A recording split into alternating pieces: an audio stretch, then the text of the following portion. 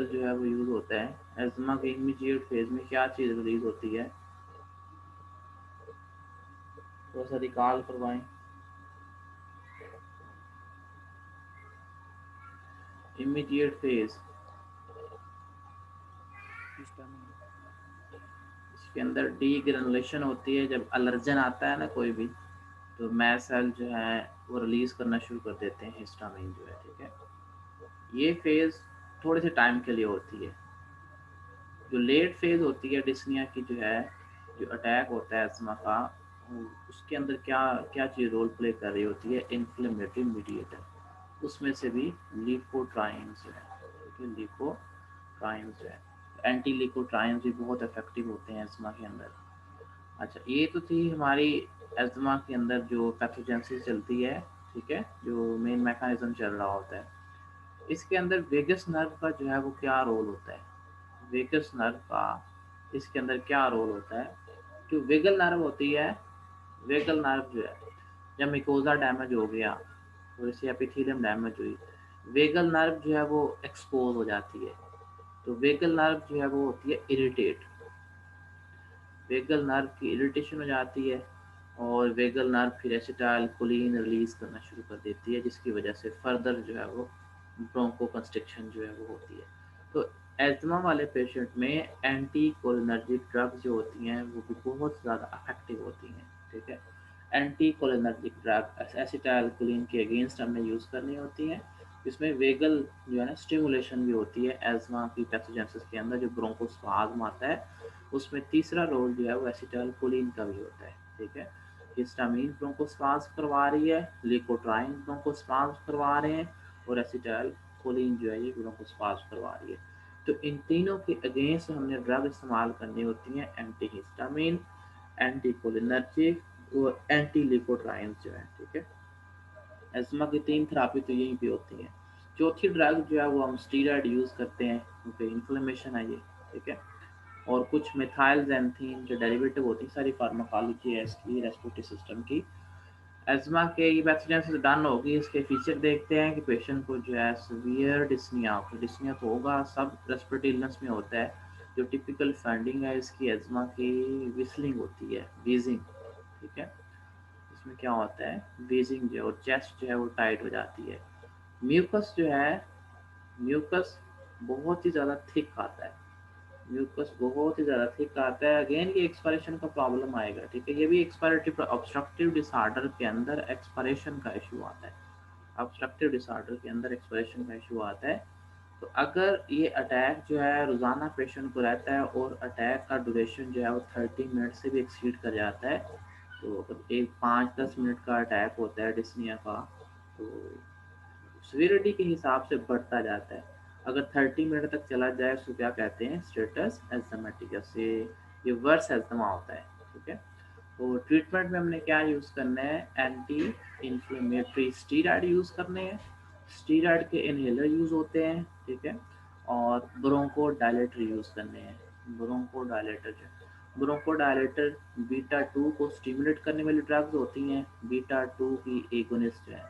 और Bronco dilator जो है, जो एंटी कोलिनर्जिक हैं, ये भी ब्रोंको डायलेटर होते हैं, एंटी कोलिनर्जिक ये भी ब्रोंको डायलेटर होते हैं। और हिस्टामिन के अगेंस्ट काम करने वाली ड्रग इस्तेमाल करनी है हमने, एंटी हिस्टामिन ये यूज़ करनी है। और लिकोट्राइन्स के अगेंस्ट ड्रग इस्तेमाल करनी है हमने, एंटी लिकोट्राइन्स, एंटी लिकोट। तो ये आप इसके जो है ना कुछ ओरल फॉर्मुलेशन में होती हैं, कुछ जो है वो इनहेलर फॉर्म में होती हैं। ये था आपका एस्मा जो है, ठीक है।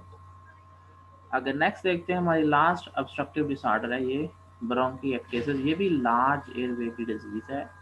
तो इसके अंदर क्या प्रॉब्लम आता है, परमानेंट डायलेटेशन, ब्रोंकाई की जो है वो परमानेंट डायलेटेशन हो जाती है। ब्रोंकाई जो है वो डायलेट होना शुरू हो जाते हैं। क्यों डायलेट होते हैं, क्योंकि उनके अंदर जो है बहुत ज़्यादा डिस्ट्रक्शन होना शुरू हो जाती है। तो उनकी वाल जो होती है, जो ब्रोंकाई की वाल जो है, ये ब्रोंकाई का आपका जो है क्रॉस सेक्शन है, ट्रांसवर्स क्रॉस सेक्शन जो है, इसकी वाल, इसके अंदर वाल जो है ये नॉर्मल ब्रोंकाई का ल्यूमन है, ये नॉर्मल है। जब ब्रोंकिएक्टेसिस होती है तो ब्रोंकिएक्टेसिस के अंदर जो है वाल बहुत थिन हो जाती है, वाल थिन हो जाता है, ये अंदर का जो मिकोजा होता है सारा सारा डिस्टर्ब हो जाता है इन्फेक्शन से जो है, डिस्ट्रक्शन की वजह से ये वाल जो है वो सारी थिन हो जाती है, ये वाल थिन हो जाती है। तो ब्रोंकाई की वाल की जो सपोर्ट होती है वो खत्म हो जाती है। ब्रोंकी एक्टेसिस कहते हैं डायलेटेशन को। तो अब ब्रोंकाई की वाल की स्ट्रेंथ जो है वो सपोर्ट जो है वो कम हो गई है, और जो म्यूकस पैदा होना है इसके अंदर, वो म्यूकस कहाँ जाएगा, म्यूकस जो है वो नेक्स्ट एयरवेज के अंदर जा रहा है, उसकी वजह से ऑब्स्ट्रक्शन आ रही है, ठीक है, उसकी वजह से ऑब्स्ट्रक्शन आ रही है। अब ये पेशेंट जो है जब इसमें इंस्पायर करना या एक्सपायरेशन के अंदर भी अच्छा खासा जोर लगता है, एक्सपायर करने में अच्छा खासा जब जोर लगेगा तो फोर्सफुल एक्सपायरेशन होगी, फोर्सफुल एक्सपायरेशन की वजह से ये ब्रोंकाई जो है ये डायलेट हो जाएंगे, ब्रोंकाई जो है वो फुल जो है आपके सारे ब्रोंकाई जो है फुल डायलेट हो जाएंगे, ब्रोंकाई ये फुल जो है वो क्या हो गए डायलेट, जब प्रेशर से हवा गुजरती है तो ब्रोंकाई जो है वो और ज़्यादा डायलेट हो जाते हैं, या देख सकते हो उसका डायमीटर और ज़्यादा बड़ा हो जाएगा।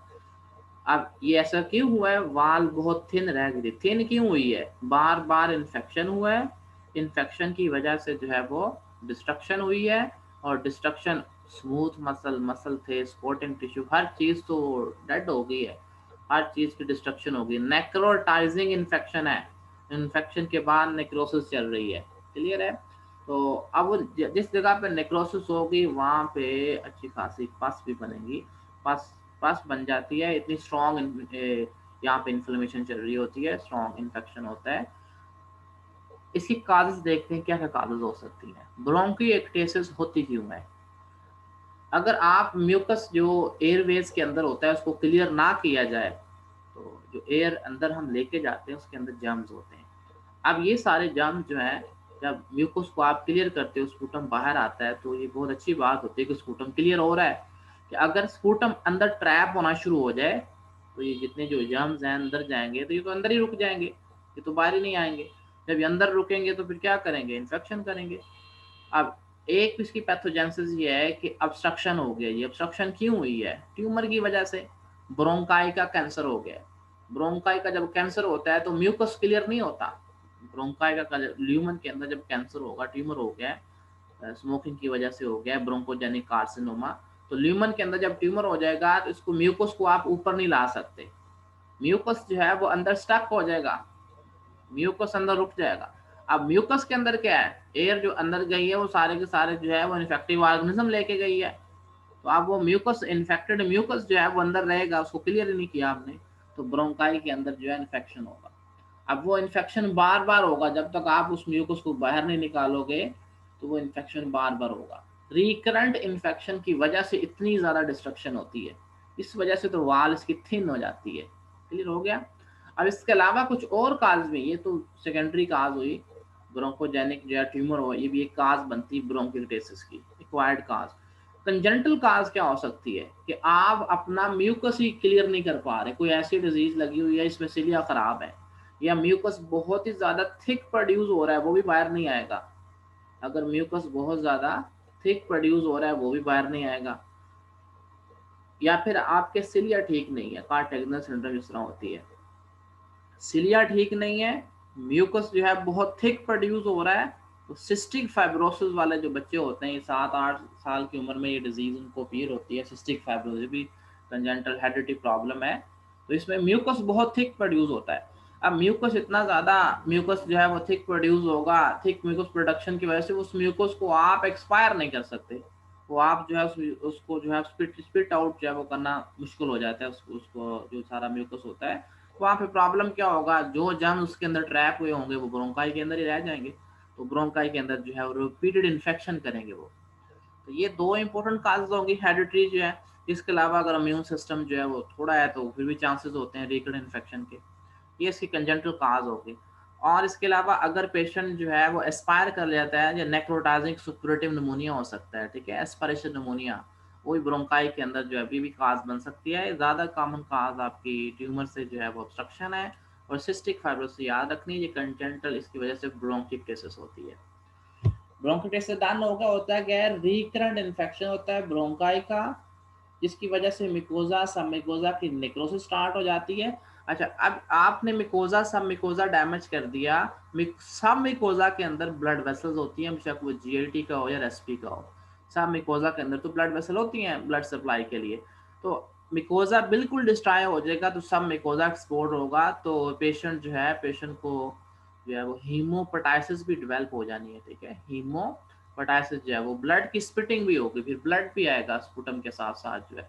ये ब्रोंकियोक्टेसिस में जो है हीमोपोटासिस भी इसका फीचर होता है। एस्थमा के अंदर स्पूटम जो है बिल्कुल क्लियर था लेकिन थिक था थोड़ा सा। ब्रोंकाइटिस के अंदर स्पूटम जो है वो क्लियर था, वाटरी था।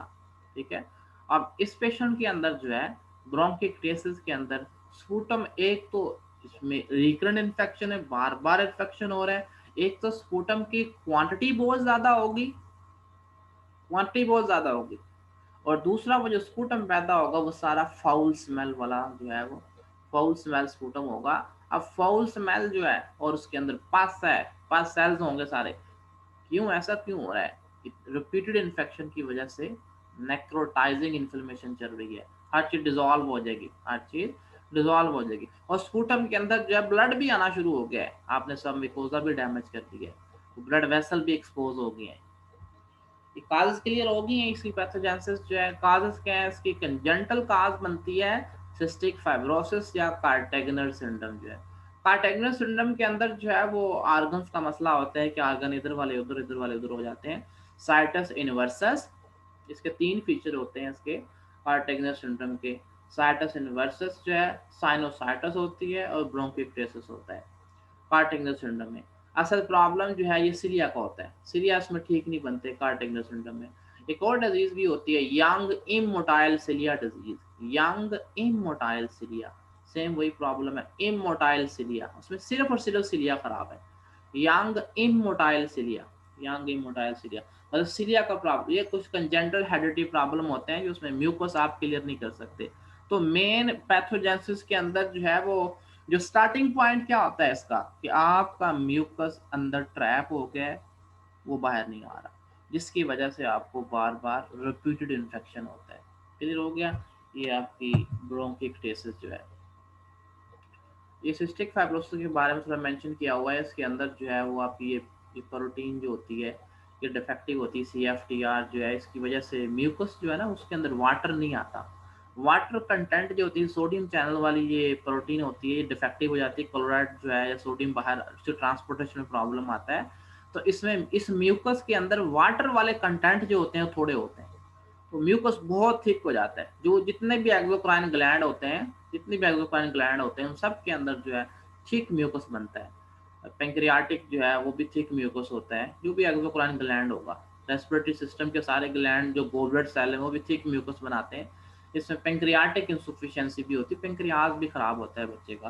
तो ये बच्चों में डिजीज होती है सिस्टिक फाइब्रोसिस, उसको ब्रोंकिएक्टेसिस डेवलप होती है। ब्रोंकियोसिस्टिक फाइब्रोसिस हुई है।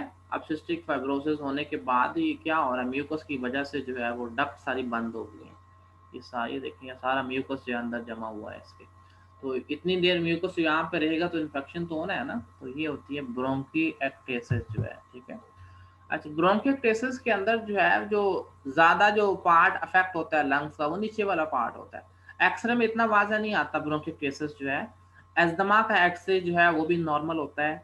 जो सीओपीडी का एक्सरे होता है वो थोड़ा सा ज्यादा ब्लैक होता है। सीओपीडी में, सीओपीडी के अंदर क्या चीज होती है, एयर ज्यादा ट्रैप होती है अंदर। सीओपीडी के अंदर एयर जो है ना वो अंदर ट्रैप हो जाती है, एयर सारी जो है वो अंदर क्या हो जाती है, ट्रैप हो जाती है। इसमें पेशेंट की चेस्ट कैसे हो जाती है, barrel shape chest, barrel shape chest जो है। अच्छा, जब उसका एक्सरे लेते हैं तो एयर जो होती है ना एक्सरे के अंदर बिल्कुल ब्लैक नजर आती है। तो ब्लैक के लिए रेडियो में वर्ड यूज किया जाता है हाइपर ल्यूसेंट। ल्यूसेंट का मतलब यहाँ ब्लैक है। ठीक है, रेडियोलॉजी की टर्म है।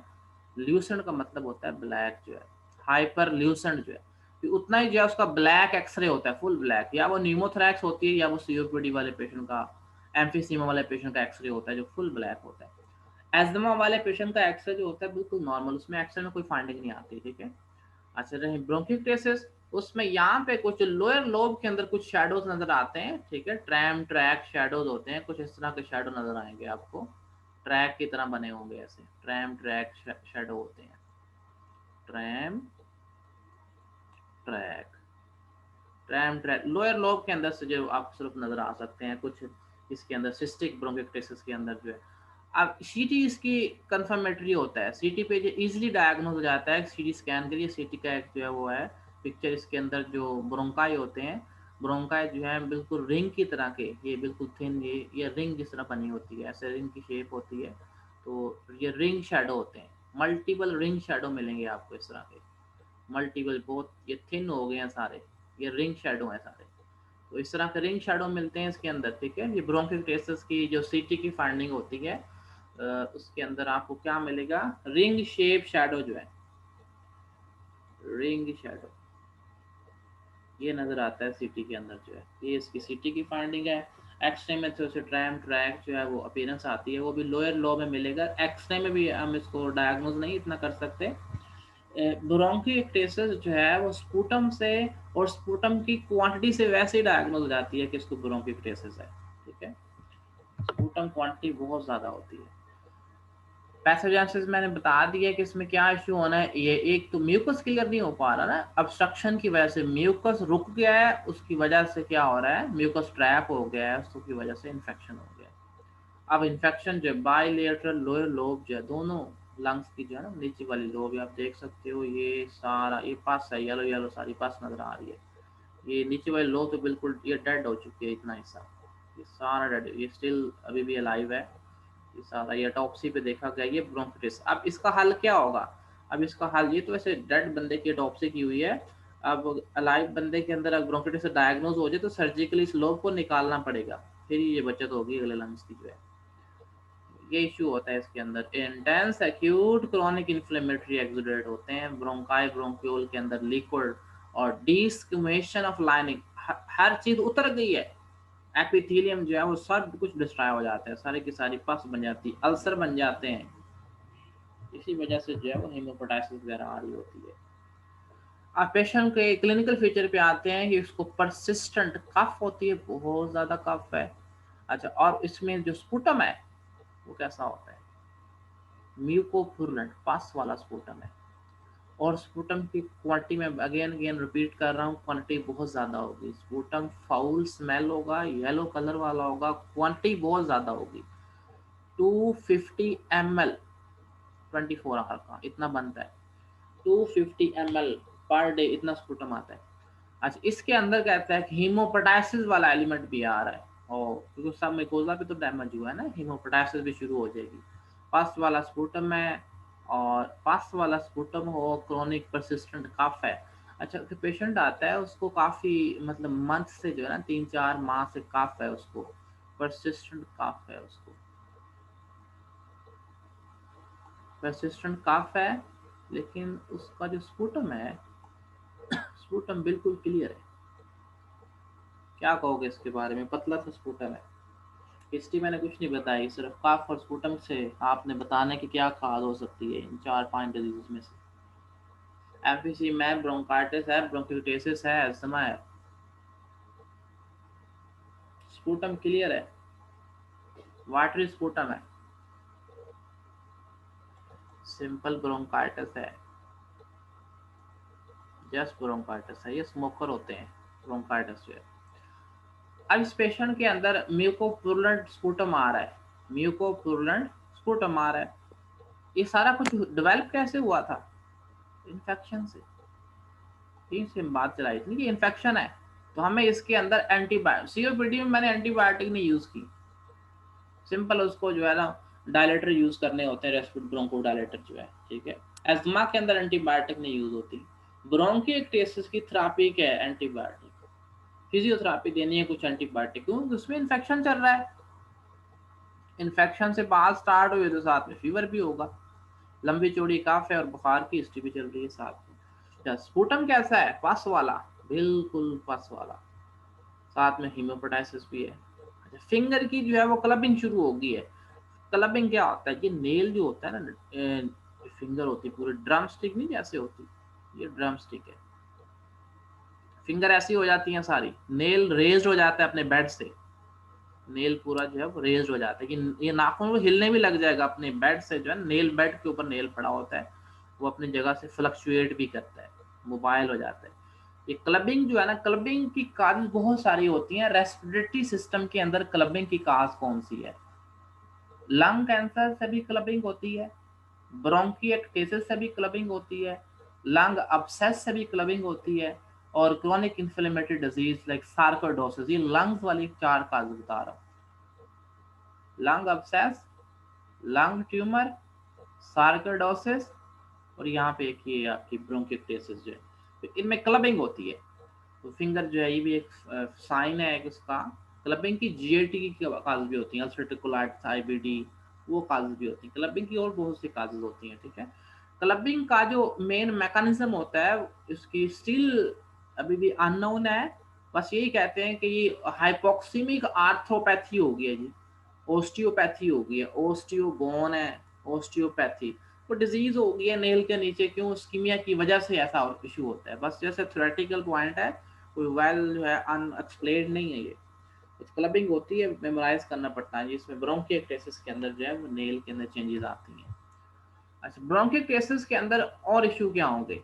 ब्रोंकिएक्टेसिस के अंदर जो है वैसल इतनी सारी डैमेज होंगी, पल्मोनरी सारी डिजीज पल्मोनरी हाइपरटेंशन करवाती हैं। क्रोनिक डिजीज है ये भी, ब्रोंकिएक्टेसिस जो है काफी अरसे से चल रही होती है। तो हाइपरटेंशन जो है होती तो रेयरली है, कोर पल्मोनरी डेवलप हो सकता है। ये इसके अंदर लाजमी डेवलप होना है, ब्रेन अब्सेस हो या लंग अब्सेस हो। मतलब लंग अब्सेस जो है, क्योंकि ऑलरेडी नेक्रोटाइजिंग इन्फ्लेमेशन चल रही है। नेक्रोटाइजिंग इन्फ्लेमेशन बड़े ब्रोंकाई के अंदर पस है। अब वो पस वाला स्पूटम जो अगर हमने क्लियर नहीं किया, वो कहाँ चला जाएगा? पस वाला स्पूटम नीचे ब्रोंक्यूल तक, ब्रोंक्यूल से एल्वोलाई तक, वहां पड़ा। तो लंग के अंदर जगह जगह अब्सेस बन जाती है। तो लंग अब्सेस की cause bronchiectasis lead to lung abscess. Lung abscess की और काज क्या हो सकती है? आगे एस्पिरेशन निमोनिया आएगा, उसमें निमोनिया को क्लासिफाई करेंगे, उसमें बताऊंगा। लंग अब्सेस या तो एस्पिरेशन निमोनिया से होती है, या फिर पेशेंट ब्रोंकिएक्टेसिस का होता है, या लंग ट्यूमर से ऑब्स्ट्रक्शन आती है, उसमें भी लंग अब्सेस बन सकती है। दो इंपॉर्टेंट काज हैं, एक की ब्रोंकिएक्टेसिस और दूसरा aspiration pneumonia. Aspiration pneumonia lead to lung abscess, bronchiectasis lead to lung abscess. ये इसकी बहुत इंपॉर्टेंट कॉम्प्लिकेशन है लंग अब्सेस जो है। क्लियर हो गया? ये आपके ब्रोंकियोटेसिस से सारे उससे क्लिनिकल फीचर थे, ठीक है। तो इस पेशेंट को जब हम ट्रीट करते हैं, इस पेशेंट की ट्रीटमेंट के अंदर हमने एंटीबायोटिक कवर देना है। चलो वो हमने दे दिया उसको, एंटीबायोटिक कवर, जो इन्फेक्शन उसमें रिपीटेड इन्फेक्शन हो रहा है वो कवर हो जाए, ठीक है। इसमें फिजियोथेरापी बहुत इंपॉर्टेंट होती है कि दिन के अंदर जो है 2 3 3 4 मरतबा पेशेंट की जो है ना चेस्ट को पीछे से जो है थपथपाते होते हैं, उसको सारा म्यूकस बाहर निकालना है, क्योंकि वो म्यूकस है पस वाला, वो म्यूकस है पस वाला। अगर ये डिजीज स्टिल मतलब एंटीबायोटिक से भी कवर नहीं हो पा रहा, इन्फेक्शन स्टिल चल रहा है, तो जिस लोब में इन्फेक्शन होता है तो उसकी वो लोब निकालनी पड़ेगी लंग की। लोब एक्टोमी करनी पड़ती है, सर्जिकल केस है। लंग्स डिसऑर्डर के अंदर ये आपका पहला सर्जिकल केस आ गया, ठीक है। इसकी सर्जिकल थेरापी भी होती है। ब्रोंकिएक्टेसिस की सर्जरी करना पड़ेगी, वो लोब निकालनी पड़ेगी जिसके अंदर ब्रोंकिएक्टेसिस होगा।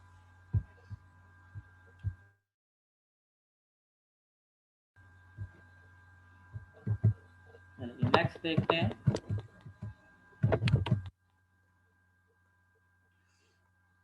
ब्रोंकिटिस, ये आपकी ऑब्स्ट्रक्टिव डिसऑर्डर जो है ना वो पूरे हो गए हैं, ठीक है। इसकी समरी देखते हैं सारे ऑब्स्ट्रक्टिव सर डिसऑर्डर की जो है। ब्रोंकिएक्टेसिस जस्ट लोअर लोब में होगी या पूरे लंग में हो नहीं, सकती है? इसमें ये देखें, जो इसमें जब लार्ज एयरवे है ना, लार्ज एयरवे है, लार्ज एयरवे के अंदर इन्फेक्शन हो गए, ग्रेविटी की वजह से म्यूकस कहाँ जाएगा? नीचे जाएगा ना। लोअर लोब में वही जी। लोअर लोब पहले इफेक्ट होती है इसमें। लोअर लोब के जो लार्ज ब्रोंकाई होते हैं उसमें ज्यादा इन्फेक्शन के चांस, उसका म्यूकस क्लियर करना ज्यादा मुश्किल होता है। इसका म्यूकस जो होता है ना वो क्लियर करना ज्यादा मुश्किल होता है लोअर लोब का, ग्रेविटी की वजह से, तो इसलिए लोअर लोब। तो ब्रोंके ये आपकी सीओपीडी हमने डन कर लिया। इसमें एम्फीसीमा पड़ा था, ब्रोंकाइटिस पड़ी थी, कास क्या थी, स्मोक थी, प्रोडक्टिव काफ थी, वाटरी स्पूटम था, ठीक है। और एक्सरे पे क्या मिला? हाइपरल्यूसेंसी जो है। लो डायाफ्राम क्यों होता है? एयर जो है ना ट्रैप कर जाती है एयर। एक्सरे सिंपल करते हैं ना, डायाफ्राम ऐसे नजर आता है एक्सरे जब किया जाता है। लो डायाफ्राम का मतलब क्या होता है? ये डायाफ्राम नीचे फ्लैट डायाफ्राम होता है सीओपीडी वाले पेशेंट का, क्योंकि एयर जो है ना अंदर ट्रैप कर जाती है। एयर बहुत, रिब्स की स्पेसिंग भी ज्यादा हो जाती है, रिब स्पेसिंग जो है, अच्छा खासा लंबा एक्सरे होता है, कितना बड़ा एक्सरे होगा चेस्ट का, ये सीओपीडी वाला पेशेंट होता है, ठीक है। उसकी अच्छी खासी वो रिब स्पेसिंग जो है वो भी ज्यादा हो जाती है, और हाइपरल्यूसेंट होता है ये। और पेशेंट क्या है, स्मोकर है, मॉर्निंग कफ रहेगी, ठीक है। एज्मा वाले में क्या मिलेगा, कुछ भी नहीं मिलेगा, एक्सरे में कुछ नहीं मिलेगा, ठीक है। एज्मा ज्यादा क्या था, एलर्जिक था, ठीक हो गया। प्रोडक्टिव कफ है, मुझे स्पूटम कैसा होता है, थिक होता है, थिक स्पूटम। ज्यादा प्रॉब्लम कब होता है, रात के वक्त जो है। और ये यहाँ पे खांसी कब आती है, सुबह के वक्त ज्यादा इशू होता है सांस का। ब्रोंकिटिस पे आते हैं। ब्रोंकिटिस जो है इन्फेक्शन था, ये किस वजह से हुआ, ये भी इन्फेक्शन है, एक स्मोक से है, दूसरा एलर्जी है, ये इन्फेक्शन से है, ठीक है। इसमें म्यूकस प्रॉब्लम कहाँ पे आ रहा है, आप म्यूकस क्लियर नहीं कर पा रहे, या फिर आपके सिलिया ठीक नहीं है, ठीक हो गया। तो एक्सरे के अंदर लोए लोब जो है ना वो आपको शेडो वगैरह मिलते हैं, सीटी पे आप इजीली देख सकते हो रिंग वाले शेडो, इसमें ट्रैम ट्रैक पैटर्न चलता है एक्सरे के अंदर जो नजर आ जाता है। रिंग शेडो देखना सबसे मुश्किल होता है, सीटी बेस्ट होता है, ठीक है। ब्रोंकियोटेसिस को डायग्नोस करने के लिए हमें क्या करना पड़ता है, सीटी स्कैन जो है। स्पूटम कितना है वो मैंने बता दिया है, ठीक है। और स्पूटम होता कैसा है, फाउल स्मेल जो है, ये आपकी सारी ऑब्स्ट्रक्टिव डिसऑर्डर्स हैं, ये सारे के सारे ऑब्स्ट्रक्टिव डिसऑर्डर्स थे। नेक्स्ट देखते हैं रिस्ट्रिक्टिव डिसऑर्डर पे। पहले में हमने जो है वो एक्सप्लेनेशन खराब की थी ना, थोड़ा इसको समराइज करते हैं। रिस्ट्रिक्टिव डिसऑर्डर का मतलब क्या है, आपके लंग्स जो है रिस्ट्रिक्ट हो गए हैं। रिस्ट्रिक्शन का मतलब क्या है, नॉर्मल फिजियोलॉजी क्या है, जब मैं एयर को अंदर लेके जाऊं लंग एक्सपैंड करते हैं, अगर मैं उस एक्सपेंशन को रिस्ट्रिक्ट कर दूं, इसको हम कहेंगे ना restrictive disorder, lungs fail to expand, lungs fail to expand, restrictive disorder. ऐसा क्यों हुआ है, इंटरस्टिशियम जो एल्वोलाई की जो वाल होती है, एल्वोलाई की वाल, हर एल्वोलाई की वाल बहुत ही ज्यादा थिक हो जाती है, मतलब ये एल्वोलाई हैं काफी सारे, इनके दरमियान इतना ज्यादा एक्स्ट्रासेलुलर मैट्रिक्स आता है, इन सिंपल वर्डिंग जो है, जो लंग्स की इलास्टिसिटी होती है वो बहुत ही ज्यादा इलास्टिसिटी हो जाती है।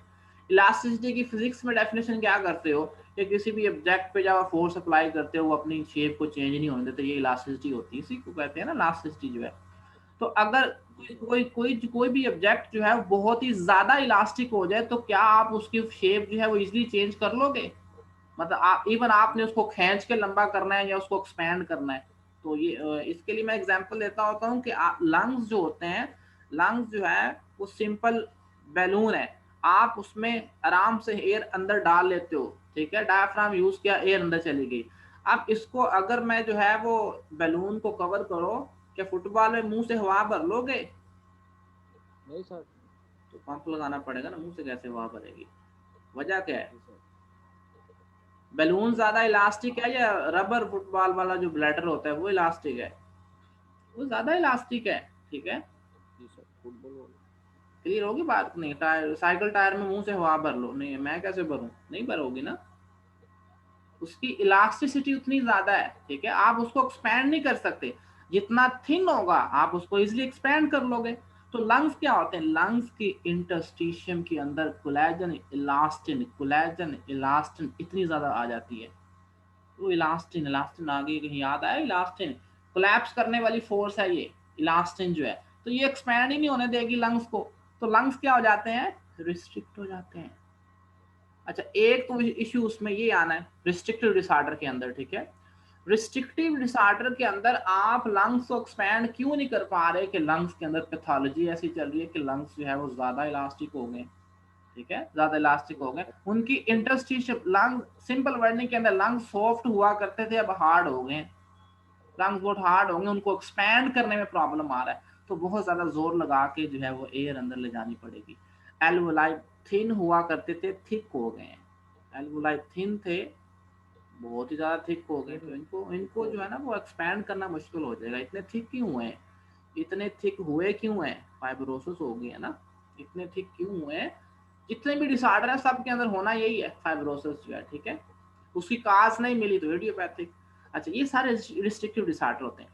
एल्वोलाई थिन हो थिक हो, CO2 को कोई मसला नहीं होता, वो तो भाग के बाहर चली जाती है, थिन हो या थिक हो, प्रॉब्लम तो ऑक्सीजन को आना है। अच्छा इसमें इंस्पिरेशन अफेक्ट होगी, एक्सपिरेशन को कोई प्रॉब्लम नहीं होता, एक्सपिरेशन पेशेंट नॉर्मली एक्सपायर करता है लेकिन वो इंस्पायर नहीं कर पाता। जब वो इंस्पायर ही नहीं करेगा तो टीएलसी थोड़ा होगा। टोटल लंग कैपेसिटी क्या होती है? एक बंदे को कहोगे भी गहरा सांस लो, अच्छा उसने फुल जोर से गहरा सांस लिया, नॉर्मल फिजियोलॉजी क्या कहती है? हमारे लंग्स के अंदर हर वक्त जो है वो 2300 ml जो है वो इतनी एयर होती है, ठीक है। हम उसके अंदर नॉर्मल सांस जब लेते हैं 500 डालते हैं, कितनी होगी? 2800 होगी। जोर से सांस लो 3000 और आ जाती है, 3000 टोटल कितनी होगी? 58। इसको कहते होते हैं 5.8 लीटर या 6 लीटर कह लो आप, इतनी होती है टीएलसी। तो नॉर्मल हवा कितनी लेके आते हो? सिर्फ 500, 2800 बन जाती है, फिर 500 निकाल देते हो, फिर 2300 रह जाती है, ठीक है। अच्छा अब जोर से सांस लेके दिखाओ, गहरा सांस लो, फुल अंदर इंस्पायर करना है को 3000 आनी है, ठीक है। उसकी इंस्पिरेशन की कैपेसिटी कम होती जाएगी, ठीक है। तो टीएलसी ओवरऑल टीएलसी जो है उसका तो ये 500 नहीं आ रहा है, 3000 कैसे आएगा उसके अंदर? उसको तो नॉर्मल सांस लेने में प्रॉब्लम हो रहा है, गहरा सांस कैसे लेगा? अच्छा टीएलसी जो है उसका क्या हो जाएगा? लो। अच्छा लास्ट जो हमने ऑब्स्ट्रक्टिव डिसऑर्डर पढ़े उनमें क्या प्रॉब्लम हो रहा था? एयर अंदर जाती थी बाहर नहीं आती थी, यही इश्यू था। तो हर बार एयर लंग्स के अंदर रुक जाती, ट्रैप हो गई ना, तो हर बार एयर अंदर जाती है रुक जाती है, तो अंदर ट्रैप हो गया तो अंदर बढ़ती जा रही है ना, कम तो नहीं हो रही, बढ़ती जा रही है। तो टीएलसी उसमें ज्यादा था, तो इतना बड़ा डिफरेंस है। तो टीएलसी की वैल्यू इसमें उसमें जो है ज्यादा थी और इसमें क्या होगा? कम हो जाएगी, टीएलसी थोड़ा है। फोर्स जो है ये रिजर्व वॉल्यूम, जो फंक्शनल रिजर्व वॉल्यूम ये नियरली जो है वो नॉर्मल रहता है, ठीक है। जो रिजर्व वॉल्यूम जो चल रहा होता है ना वो नियरली नॉर्मल रहता है। अच्छा इसमें एक्सपिरेशन अगर कहें ना, force expiratory volume, force expiratory volume जो है वो ये इस पे कोई फर्क आएगा? उसमें डिक्रीज की थी हमने expiration. Force expiratory volume normal होगा, ज्यादा हो सकता है, थोड़ा नहीं हो सकता। फोर्स एक्सपिरेटरी वॉल्यूम ज्यादा हो सकता है, नॉर्मल हो सकता है, थोड़ा नहीं हो सकता, ठीक है, क्योंकि एक्सपिरेशन में कोई प्रॉब्लम नहीं आ रहा, प्रॉब्लम ही इंस्पिरेशन का है, ठीक हो गया। तो ये रिस्ट्रिक्टिव डिसऑर्डर की समरी है। रिस्ट्रिक्टिव डिसऑर्डर के अंदर क्या CO2 अंदर रुकेगी? CO2 क्यों रुकेगी? वो तो बाहर आ जाएगी। तो क्या इस पेशेंट के अंदर हाइपर कैपनिया होगा? नहीं, हाइपर कैपनिया कहते हैं ज्यादा CO2 को। CO2 तो रुक ही नहीं रही, CO2 थोड़ी हो जाएगी, उसके अंदर ऑक्सीजन की कमी हो रही है क्योंकि अंदर नहीं जा रही। ब्रेन मैसेज दे रहा है रेस्पिरेटरी सिस्टम को, तुम क्या कर रहे हो, इतनी ऑक्सीजन कम हो गई है, ज्यादा करो ब्रीदिंग, ब्रीदिंग रेट बढ़ जाएगा। तो पेशेंट हाइपर वेंटिलेट करेगा, जब वो हाइपर वेंटिलेट करेगा सारी CO2 निकल जाएगी। तो इस पेशेंट के अंदर CO2 बहुत थोड़ी हो जाती है, हाइपोकैप्निया हो जाता है, हाइपोकैप्निया। तो अच्छा अगर हाइपोकैप्निया हो जाए तो पेशेंट की पीएच कैसी होगी? अगर हाइपोकैप्निया हो जाए तो पीएच कैसी हो जाएगी? पीएच अल्कलाइन हो जाएगी, ठीक है, अल्कलोस। लास्ट में हमने क्या पढ़ा था कि ऑब्स्ट्रक्टिव डिसऑर्डर जो है उनमें CO2 अंदर रुक जाती है, CO2 ज्यादा होने की वजह से हाइपरकैप्निया होता है, हाइपरकैप्निया की वजह से रेस्पिरेटरी एसिडोसिस हो जाती है। तो यहाँ पे अल्कलोसिस होती है, मतलब इसमें ऑपोजिट है उसके, ठीक है, कि अल्कलोसिस क्यों? तो CO2 बाहर निकल जाती है अच्छी खासी। तो यहाँ पे CO2 जो है उसमें ऑब्स्ट्रक्टिव डिसऑर्डर के अंदर CO2 अंदर ट्रैप कर जाती है, वो अंदर रहेगी, तो ज्यादा हो जाती है, इसलिए एसिडोसिस होती है, ठीक है। तो ये है रिस्ट्रिक्टिव डिसऑर्डर जो है। मतलब रीस्टार्ट करता हूँ, ये खत्म होने वाली है मीटिंग।